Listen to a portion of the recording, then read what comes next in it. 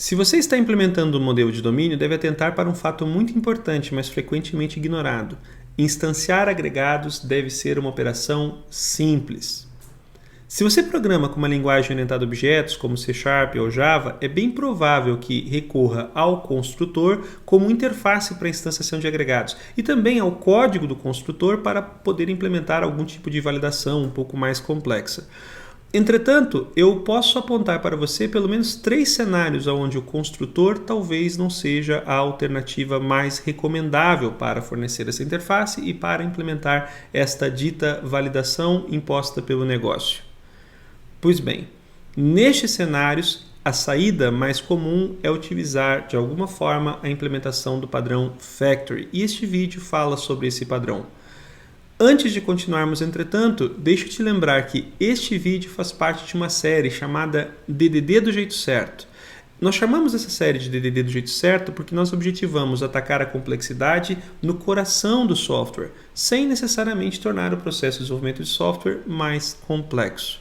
Meu nome é Elemar Júnior, eu trabalho na Eximiaco. E antes de continuarmos também, deixa eu te fazer um convite. Caso você ainda não tenha se inscrito no nosso canal, inscreva-se e também ativa as notificações. Dessa forma você fica sabendo sempre que lançamos conteúdos novos. Falamos sobre código, falamos sobre negócio, há um bocado de vídeos sobre arquitetura, sobre Domain Driven Design, conversamos com gente bacana que, além de falar sobre boas práticas, as implementa na prática.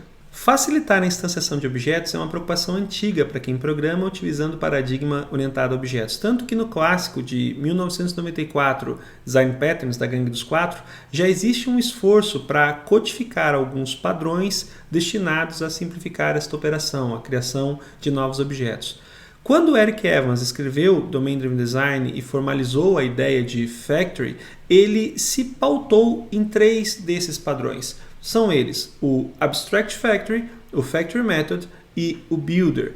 Logo, se você ver semelhanças entre o padrão Factory de Domain Driven Design e esses 3 padrões reportados pelo Goff, isso não será mera coincidência.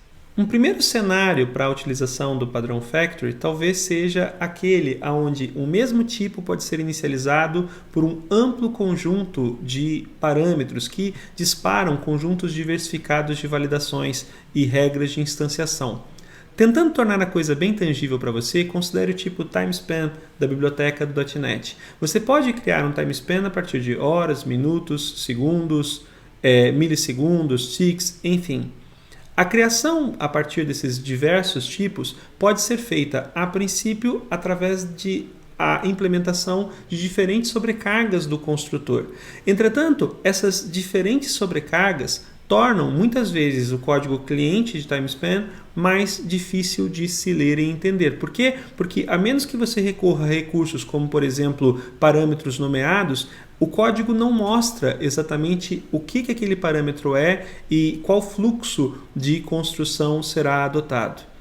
Nestes cenários especificamente, vale a pena se considerar a implementação de um Factory Method, um método estático, na prática, um método estático que recebe o parâmetro, mas que no nome do método expressa a lógica, expressa o tipo de parâmetro que se está recebendo e, de certa forma, também evidencia a diferente abordagem de instanciação.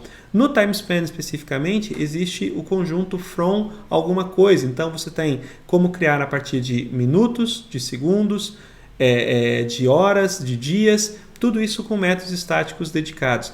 Este processo, aliás, também é extremamente interessante porque nessas diversas sobrecargas de métodos estáticos existem um único parâmetro que é do tipo double, o que tornaria inviável a implementação através de sobrecargas de um único construtor.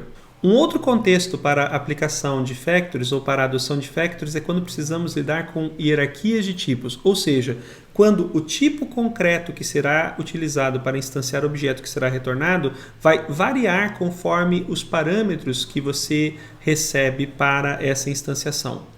Por exemplo, considere que você tenha utilizado um outro padrão, o padrão Specification, para implementar leis, regras de aposentadoria dentro do seu modelo de domínio e que um determinado conjunto de leis deve ser aplicado conforme, por exemplo, a data de contratação de um funcionário ou a data de aplicação, validação, verificação dos direitos de aposentadoria.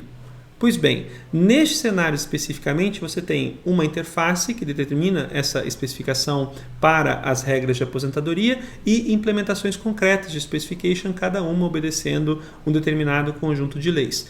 Você pode então utilizar os parâmetros que você recebe nesse método de construção para determinar qual tipo concreto de especificação deverá ser utilizado para validar aquela aposentadoria, o direito de aposentadoria em um determinado cenário ou contexto. Ou seja, a lei que você vai utilizar varia conforme os parâmetros que você recebe. Por isso, um tipo concreto diferente deve ser retornado dependendo do conjunto de parâmetros ou do valor destes parâmetros.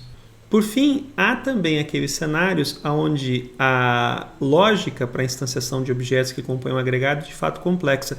Tão complexa a ponto de fazer sentido que ela fique apartada da implementação de uma entidade ou de um value object. Deixa eu tentar te dar um outro exemplo concreto aqui. Imagine que você esteja implementando um sistema de empréstimos, onde você tenha diversas parcelas para pagamento desse empréstimo. Talvez a lógica mais ingênua aponte que o valor devido deva ser distribuído igualmente nas diversas parcelas, certo? Pois bem, nem sempre. Há cenários em que se quer simplificar o troco e por isso se utiliza uma regra de arredondamento simplificada, onde as diversas parcelas têm um valor mais arredondado e o valor quebrado é todo empurrado para o valor da última parcela. Isso é bem comum, aliás, em sistemas de crediário.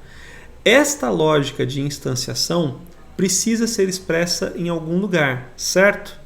Na minha interpretação, se você utiliza Domain Driven Design, essa lógica de instanciação cabe muito bem dentro de um factory. Aliás, outro ponto interessante de se colocar essa lógica de instanciação dentro do factory é que este factory em si pode ser substituído por outro quando esta lógica de instanciação já não fizer tanto sentido, como, por exemplo, em cenários onde o pagamento, no lugar de ser feito de maneira presencial, em caixa, enfim, possa ser feito através de débito em conta, onde não faz muita diferença que regra de arredondamento foi utilizada. Nesse cenário, quem sabe, nós podemos considerar a ideia de utilizar um factory de factories. Ixi, ficou difícil, né? Consolidando então, os cenários para a aplicação de factory costumam ser 3. Primeiro, você tem fluxos de inicialização distintos que variam conforme, inclusive, conjunto de parâmetros. Nesses cenários, faz sentido você ter diversas implementações de factory methods, cada uma com um nome bastante expressivo que remete, inclusive, à linguagem onipresente. Um outro contexto é quando você precisa trabalhar com uma hierarquia de tipos. Nestes cenários, faz todo sentido você ter a implementação de uma abstract factory que recebe um conjunto de parâmetros para então decidir qual tipo concreto deve ser utilizado. E, finalmente, há cenários sim também, onde a inicialização dos objetos que compõem um agregado pode ser um tanto complexa ou envolver uma lógica complexa que fica melhor expressa em um objeto apartado, nesse caso, utilizando um builder. Estes são os 3 cenários comuns para a utilização de factory. Interessante observar que o Eric Evans dá uma ênfase bastante grande às factories, mas o Vol Vernon, no livro dele, acaba apresentando factories como sendo um padrão para a criação de tipos de segunda linha, ou pelo menos não tão importantes dentro do conjunto de padrões de Domain Driven Design. Eu, de minha parte, entendo que factories podem ser sim ferramentas bastante importantes para a representação do modelo de domínio, porque, como eu disse, elas podem deixar o código muito mais expressivo, utilizando muito mais da linguagem onipresente e indicando de uma forma muito mais clara que testes precisam ser escritos e, fundamentalmente, reduzindo bastante também o acoplamento, ou colaborando para que o acoplamento seja reduzido. Pois bem, acho que por esse vídeo era isso. Mais uma vez agradeço a você por ter nos acompanhado até aqui. Não deixe de assistir os outros vídeos da série. Se não é inscrito no canal, inscreva-se. Ative também as notificações. Até a próxima!